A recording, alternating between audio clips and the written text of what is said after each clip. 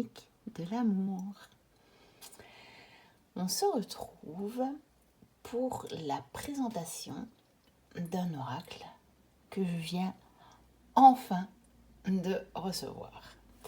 Parce que j'ai eu un petit souci pour le recevoir.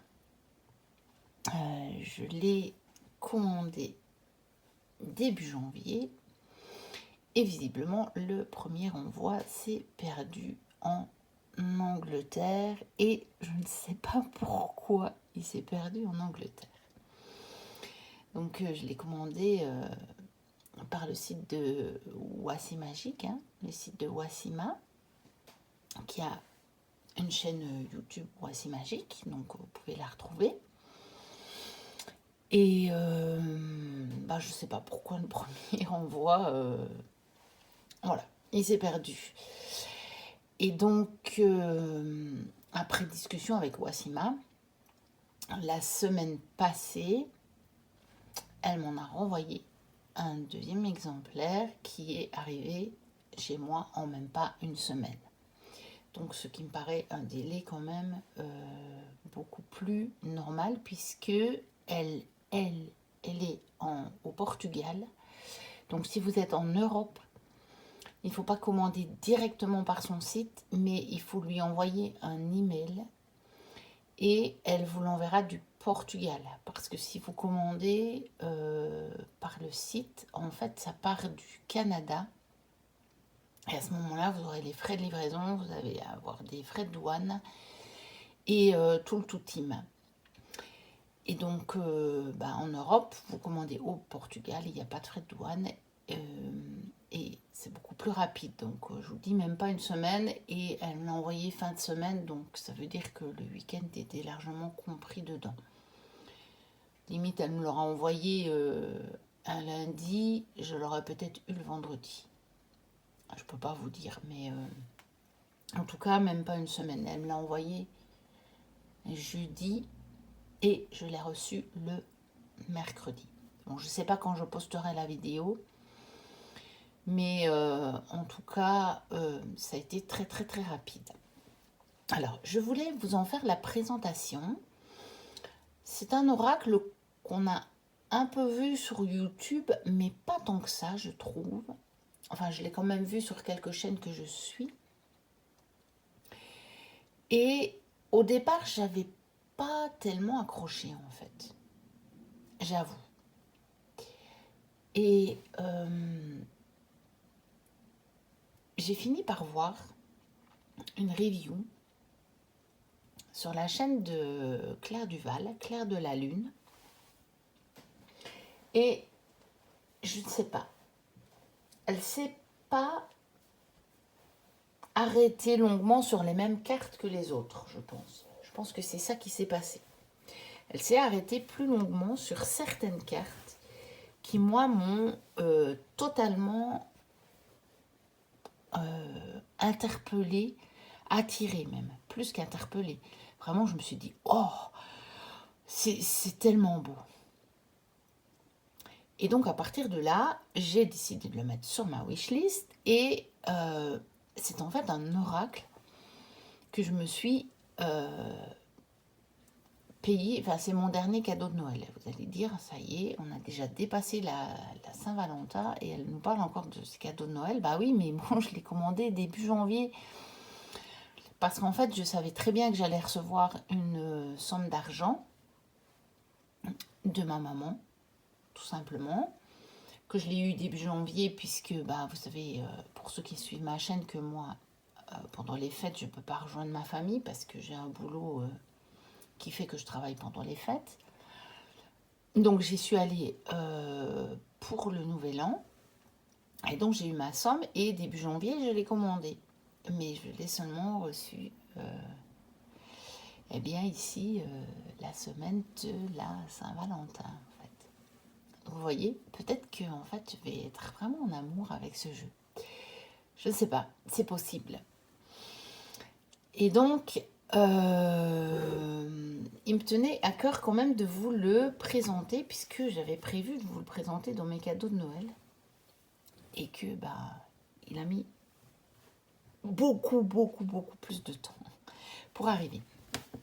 Alors, l'intérêt de ce jeu, je voulais laisser dans l'ordre. J'ai pas encore fait de tirage avec, mais j'ai bien entendu regardé toutes les cartes et je vais vous dire l'intérêt de ce jeu.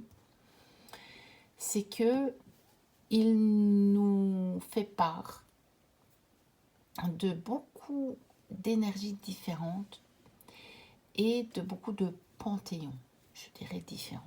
Vous allez voir qu'on retrouve aussi bien des archanges que le panthéon grec, et on va dire romain, gréco-romain, mais aussi égyptien.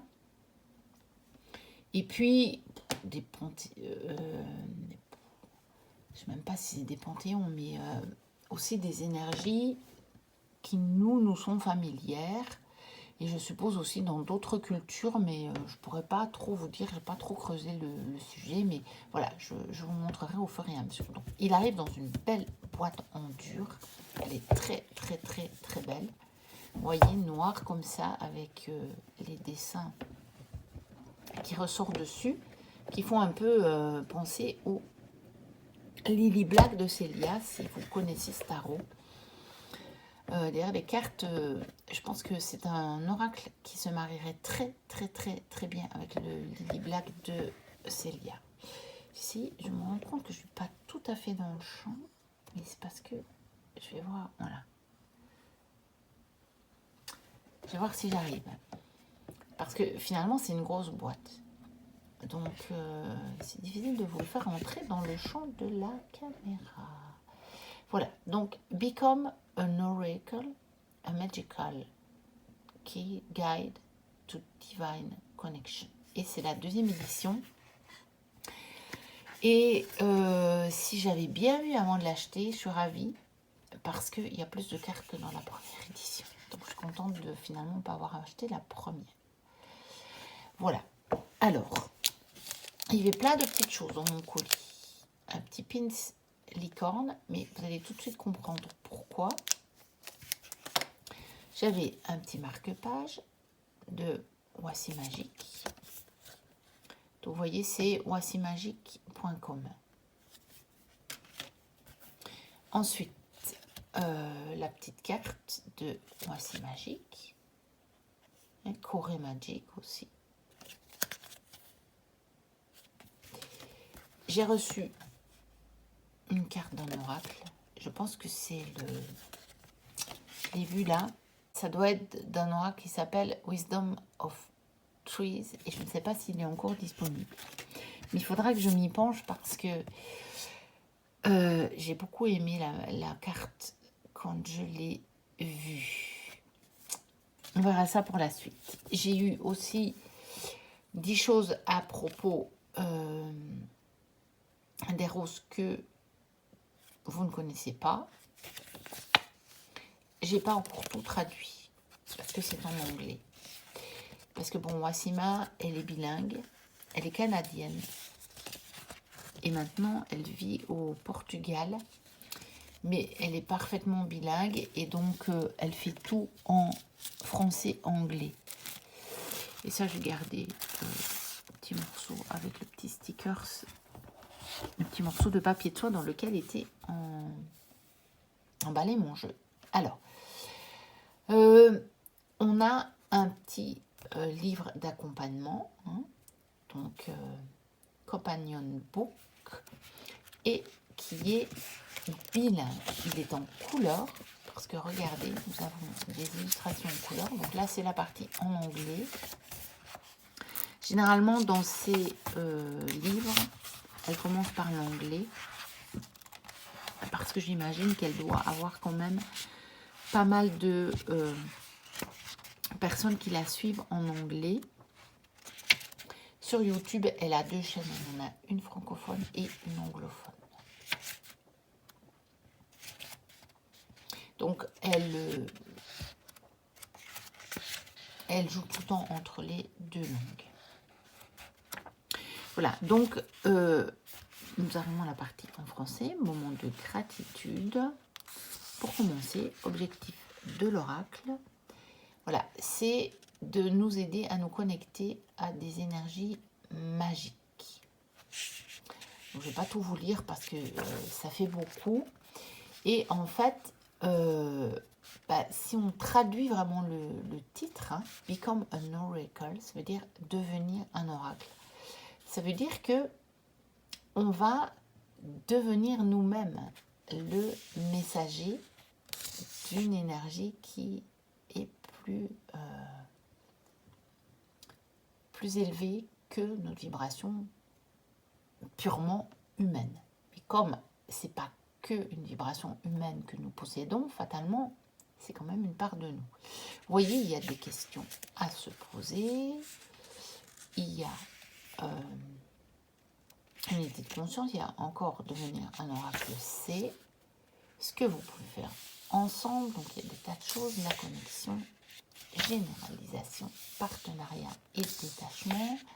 Un mot sur les rituels à propos des images.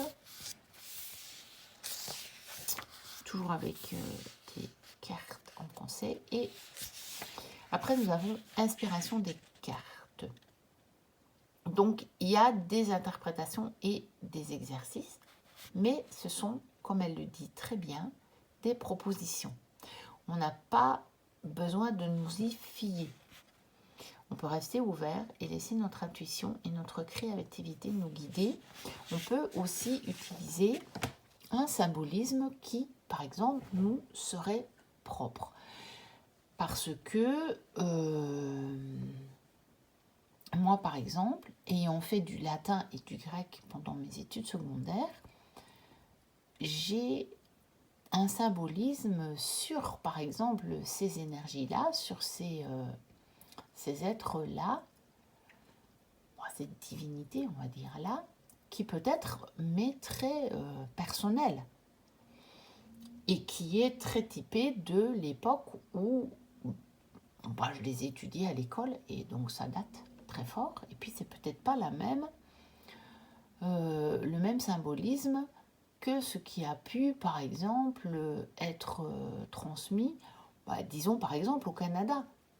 Par exemple, vu que c'est Wasima qui a écrit le livret, c'est très possible que ce qu'elle en a trouvé en tant que Canadienne d'origine n'est pas du tout la même chose. Je ne peux pas vous dire. Et donc, je vous disais que l'intérêt, c'était qu'on avait pas mal de panthéons. Donc, vous voyez, ça commence par les archanges. Donc, ils sont plutôt ceux qu'on connaît ici en Europe. On a des anciennes cités. On a une autre galaxie. Après, on a des dieux, des déesses et des maîtres ascensionnés. Et donc là, les panthéons sont mélangés. J'ai cru d'abord qu'ils étaient classés par panthéon, mais non. Ils sont mélangés par rapport au numéro des cartes. Après, on a des royaumes. Et puis, on a des élémentaux comme les fées, les elfes, les gnomes. On a des esprits de différents éléments. On a par exemple le sphinx, les licornes. Donc je vous disais, il y a des choses, voilà. On a d'autres énergies qui peuvent être personnifiées, comme Merlin, Brigitte. Et puis on repart dans des dieux, mais qui sont plutôt vus au niveau de l'astrologie, cette fois-ci. Et je vous dirai pourquoi, voilà, il y a quelque chose qui m'avait interpellée. Vous voyez, et on a encore des constellations. Et on termine, si je me souviens bien, par la Voie lactée. Donc là, on termine vraiment par le cosmos, par contre. Là, c'est classé. Et puis là, il y a des explications de différents oracles ou livres qui sont édités et ou écrits par Wasima. Et puis, on a la table des matières, donc de la partie en anglais et de la partie en français. Alors, voici les cartes. Regardez l'intérieur de la boîte, c'est un beau violet comme ça, violet parme, j'aime beaucoup. Voilà l'arrière de la boîte. Donc vous voyez, c'est très très beau. Hein. Pour de l'auto-édition, C'est très, très, très, très joli, très costaud, je dois avouer. Et puis, il est arrivé dans un état impeccable. Alors, voici les cartes. Et donc, voici le dos. Et je vous disais, voici l'explication de la licorne, puisque vous voyez que le petit pénis que j'ai reçu, je vais essayer de le retrouver. Voilà, voilà. Donc, nous avons la même licorne. Bien sûr, elle n'a pas la même couleur, mais vous voyez, c'est la même position de la licorne. Elle a la même posture sur le dos des cartes. Voilà donc l'explication. Donc voilà le dos des cartes qui, encore une fois, je vous dis, pour moi, hein, selon moi, s'associerait très très bien au Lily Black de Célia. Et les cartes aussi, puisque nous avons un fond noir avec des dessins très colorés. Et donc, on commence par ouvrir les portails. Puis nous avons les ancêtres. Et puis, commence la série des archanges. Donc, nous avons Ariel. Donc, vous voyez, il y a des mots-clés sur chaque carte. Et après, vous avez vu dans le livre d'accompagnement, il y a des explications supplémentaires. On a Azriel, on a Chamuel, on a Christiel, Gabriel. Il m'a fait rire, je ne sais pas pourquoi. Quand je l'ai vu, il m'a fait rire. Je crois que c'est son costume qui m'a fait rire. Je sais pas pourquoi, ça m'a fait penser à un drapeau national, vous voyez.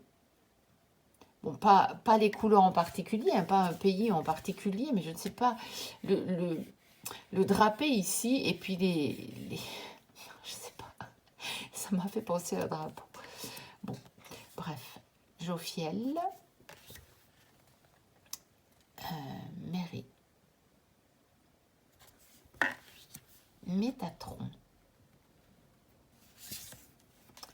Michael, bien entendu, Raphaël, avec son beau verre de guérison, Sandalphon, qui est un de mes archanges, donc j'étais ravie de le retrouver là. Alors les séraphins, donc c'est l'ensemble des séraphins. Ensuite, la lémurie. Je trouve cette carte magnifique. Et l'Atlantide, pareil. Celles-là font partie de mes cartes coup de cœur. Alors, les docteurs des autres galaxies. Après, ça ne veut pas dire que j'aime pas les autres. Hein. Mais je ne sais pas si je l'aurais acheté s'il n'y avait eu que les autres cartes. Ensuite, nous avons Apollon. Je les trouve très belles, les cartes de personnages, on va dire.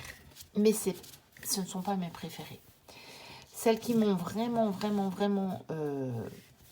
fait l'effet d'un véritable coup de cœur, ce sont celles qui sont un peu plus paysage, on va dire. Je vais redescendre un petit peu la caméra maintenant, parce que la boîte est très grande en fait, mais après les cartes, ça va encore, et je pense que vous les verrez mieux. Et ce sont vraiment les cartes où c'est moins les personnages qui m'ont vraiment fait dire « Ah, il me faut celui-là ». Horus. Alors, Poséidon. Et je vais la mettre de côté parce que je vous en ai montré une autre après. Ra. Donc, vous voyez, les panthéons sont mélangés au niveau de la numérotation. Ils ne se suivent pas. Sobek. Je pense que ça porte aussi un autre nom. Je ne connais pas bien le panthéon égyptien. Je dois vous avouer. Thoth. Athéna. Ça, je connais beaucoup mieux le panthéon grec que le panthéon égyptien. Alors, Bast, je pense qu'on dit aussi Bastet, avec la tête de chat là, je pense. Hathor, Isis, bon ça je connais quand même, hein, Isis. Sekhmet, Lady Nada. Donc là, on arrive dans des maîtres ascensionnés. Lady Mary. Maat. On retourne chez les Égyptiens. Sérapis B. On retourne chez les maîtres ascensionnés. Lord Kutumi. Même chose. Alors là, les royaumes. Donc le royaume des dragons. Alors ça aussi. Déjà, il y avait le royaume des dragons. Bon, bah déjà, il me le fallait. Alors, voilà, une autre carte que j'avais vue et qui m'a dit, alors celle-là, le royaume des fleurs, mais elle est tellement, mais tellement belle, je trouve. Voilà, ça, j'ai dit, celui-là, il me le faut. Alors, les fées du royaume des fleurs. Les fées du royaume des arbres. Il ne faut pas se tromper. Hein. Le royaume des arbres, maintenant. Le royaume des elfes. Le royaume des gnomes. Vous voyez, celle-là m'a fait sourire, mais ça, c'est normal. Parce que vous voyez, c'est ingéniosité et humour. Donc, les gnomes, c'est vraiment les élémentaux qui jouent des tours. C'est les élémentaux pour l'enfant intérieur, en fait. C'est les élémentaux qui s'amusent de tout. Alors, l'esprit de la montagne. Celle-là, elle est magnifique. L'esprit de l'océan. L'esprit de la rivière. Les sirènes. Alors, parce que j'ai été regarder la traduction dans le livre, parce que je me dis, mais pourquoi il y a mermaid and sirens? Parce que mermaids, c'est sirènes. Et en fait, en français, c'est les sirènes. Donc, je ne sais pas quelle nuance il peut y avoir en anglais. Si quelqu'un le sait, je suis intéressée. Expliquez-moi ça en commentaire. Mais moi qui suis loin d'être bilingue, hein, bon, bah oui, j'ai appris l'anglais à l'école, comme beaucoup. Je l'ai un petit peu repratiqué avec certains jeux. Mais pour moi, en français, je ne connais pas la différence entre mermaid et sirens, en fait. Il n'y en a peut-être pas. Alors, Mergaïa. Celle-là, elle me fait vraiment penser aux illustrations de Célia. Quand j'ai vu celle-là, parce que quand j'ai ouvert le paquet, je me suis dit, waouh, il va aller à merveille avec le Lily Black. Et quand j'ai vu celle-là, je me dis, ben oui, je sais pas, je peux pas vous dire. Ça me fait vraiment penser aux illustrations de Célia, dans ces lilies, particulièrement dans les deux lilies. Alors, l'esprit des pierres. Je pense que, encore une fois, ça doit être les pierres. Je n'ai pas vérifié celui-là dans le livre. Mais pour moi, en anglais, rock ou stones, ça se traduit par pierre en français. Alors, le royaume des géants. L'esprit du vent. J'aime beaucoup les coloris. Il y a une énergie dans cette carte qui me parle. Magnifique. Le sphinx. Alors, le royaume des licornes. Et même si je ne suis pas une inconditionnelle des licornes, c'est pas la chose avec laquelle... Enfin, ce ne sont pas les entités avec lesquelles je travaille. Moi, c'est plus les dragons. Mais je trouve cette carte magnifique. Vraiment, réellement. Vraiment. Maître Merlin. Alors, ça m'a fait plaisir de la voir. Parce que Merlin, c'est quand même une des énergies avec laquelle je travaille. Brigitte, que je vous ai présentée pour ce mois-ci. Hein.